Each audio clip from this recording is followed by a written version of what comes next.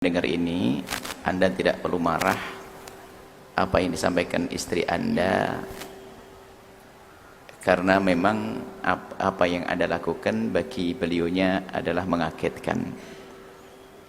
Sehingga wajar kalau istri Anda tiba-tiba bertanya semacam ini, biarpun seharusnya bukan ditanyakan di majelis ini.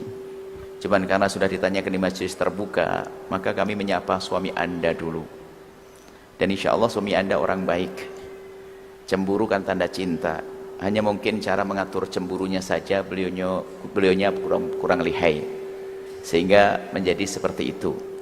Kemudian kami sampaikan kepada suami Anda, barangkali dengar suara ini, istrimu solehah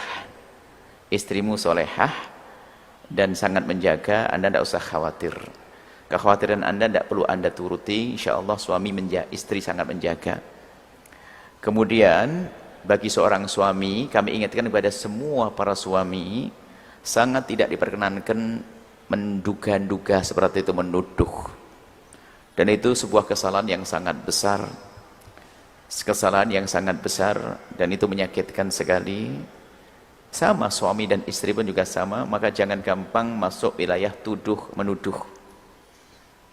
Bahkan orang menuduh berzina, kalau ternyata tidak punya bukti, mereka yang dicambuk.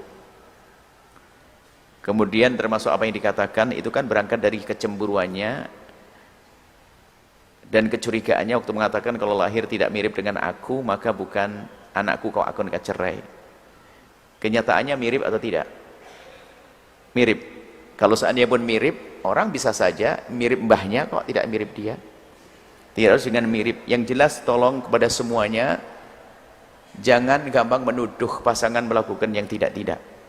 Bahkan, semoga ini tidak terjadi pada, bahkan kalau seorang suami melihat dengan matanya istrinya berzina di hadapan matanya, tidak perlu dibongkar-bongkaran, tidak perlu, cukup saja dicerai halus agar dia hidup baik.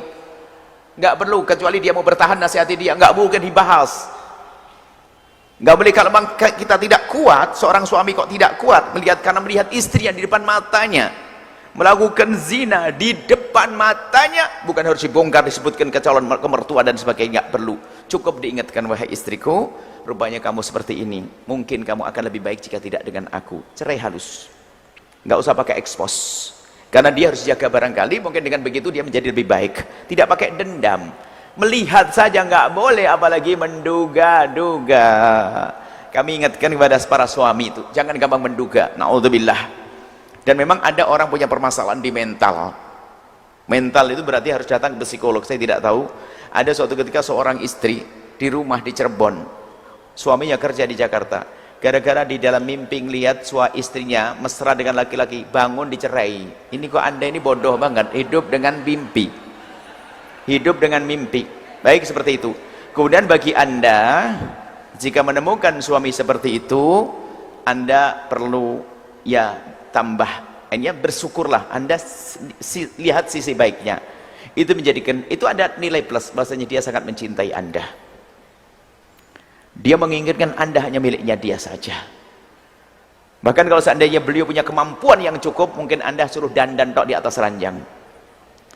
Hanya karena mungkin dia tidak mampu secara ekonomi membiarkan Anda bekerja. Artinya Anda lihat sisi positifnya dia. Hanya karena dia belum mampu, sehingga